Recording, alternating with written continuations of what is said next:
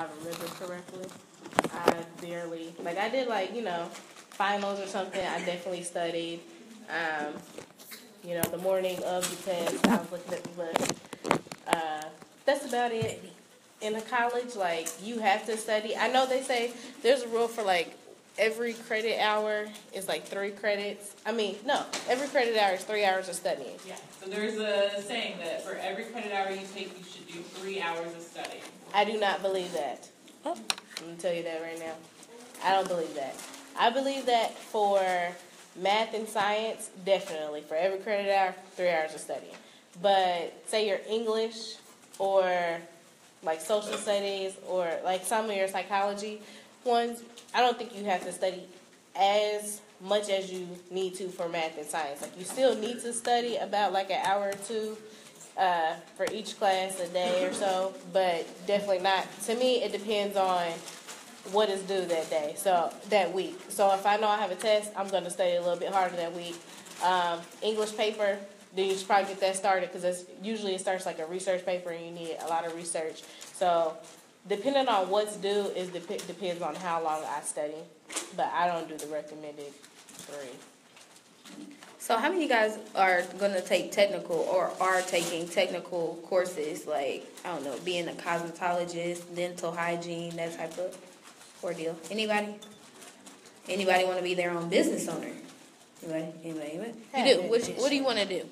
I just want to run a business. Such as? I haven't really put my finger on what kind of business I want to run. I'm really good at business math and stuff like that, so I'm just looking to diversify my knowledge in that area. So have you, like, mapped out as far as being a CPA? Or I just know because I'm a business owner and my business is Polished Bricks.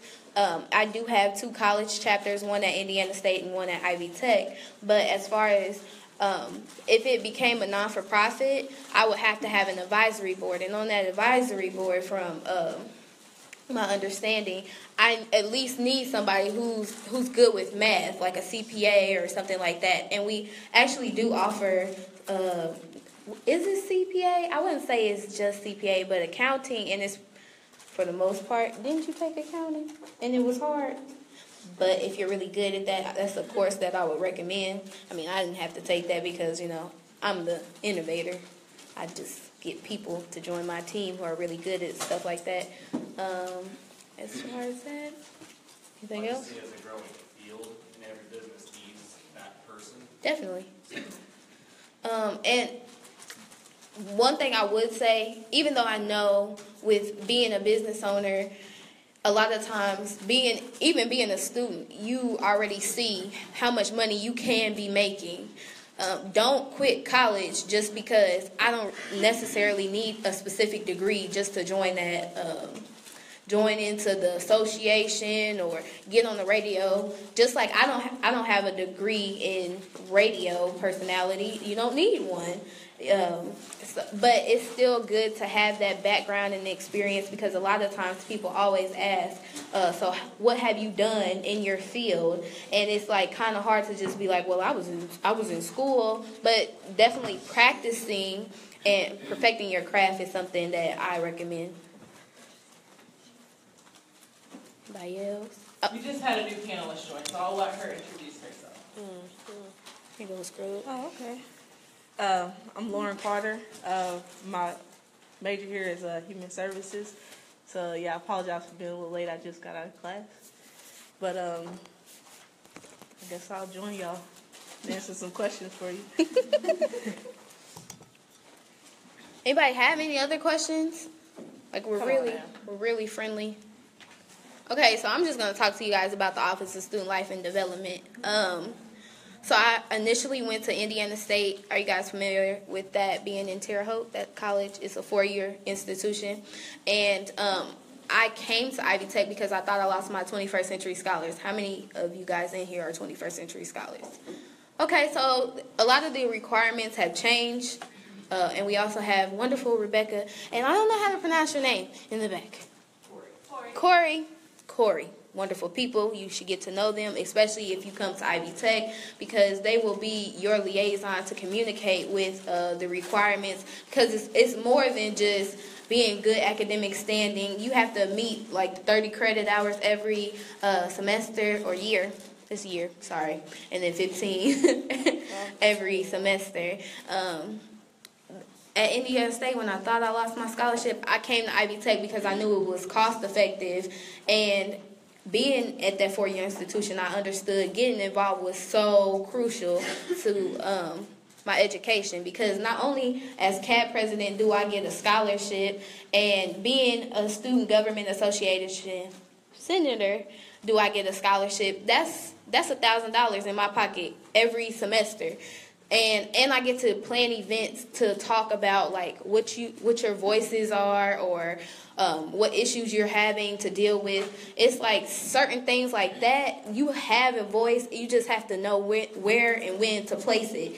And it's a lot of students who don't apply for or come to CAB. All you have to do is come to my meetings Monday at 3:30 to 4:30. All of us are CAB officers. We all get paid for this, and we all get scholarships for Campus Activities Board. So it's just about having the time and just coming when you don't really have to. I know you have work to do, but if you want to be the most successful student, I definitely recommend getting involved. It's like I've gotten trips paid for. Me and Alexis went to New Orleans to do a service trip. Not only did we had our food paid for, we did a little service, and we got to hang out in New Orleans. What else have I done? I went to St. Louis to do like an urban garden theme, and it's no. What'd you do? No, somebody was waving. Oh, okay. I was gonna say, it is perks to being involved, most definitely. Like one of the other perks that we get is basketball tickets. I love going to the Pacers game, whether they win or lose, but it's always great to go. So we get like free tickets to that. There's always free food everywhere. Like we're having a Mardi Gras party Tuesday. Is it Fat Tuesday? Yeah, Fat Tuesday. And we having free Cajun food for y'all to show up, make a mask, come kick it with us. Basically, that's what we get paid to do. Yes. And for me, I first went to IUPUI because I decided to stay in state and start my hair business. So I stayed here and did hair while going to school. And that did not work out that great for me because I wasn't involved. I was just like, go to school, go home. And I ended up just not really liking school. So, like, my motivation went extremely low, and I didn't really attend classes that much, and it was just not a good year. So I took a year off, and I went, just did hair, and then I came here to Ivy Tech. And, like, being here at Ivy Tech, I immediately ended up, like, start getting involved because I was like, obviously, being at IUPUI and not being involved wasn't the right thing to do. So let me try to get involved and see how it goes.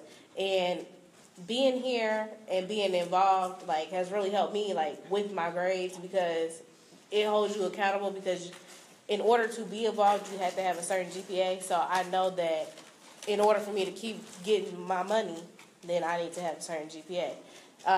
Being involved has led to basically getting scholarships on top of scholarships where I haven't had to come out of any money this past year to pay for my college, on top of getting a refund. And that's not including your Pell Grant. That's what she's talking about, the refund. The scholarships that you get for Student Life and Campus Activities Board and SGA, you don't have to give that money to the school. Like, if you have a negative balance, that money's coming back to you. And I don't know about y'all, but both of my cars were bought off of the refund checks. Like, $1,500. I don't know about y'all can use $1,500 because I sure can. You like to shop? Because I'm a Goodwill fanatic. I'm trying to tell you. Oh, you guys, you have a question? Yeah, how do you balance the job? So how do you balance work and school and being involved in all these activities? Planners. She does really good on using her planner. So like my stuff goes on her planner because I can hold her accountable and she'll tell me what I have that's coming up. So, because I'll forget in a heartbeat and be just sitting there like, so what am I supposed to be doing again? But if she has it on her planner, then it's like, oh yeah, we both supposed to go do that. So let me go with her. Or, so like all I really have to keep accountable is like my homework and things like that. But planners, definitely.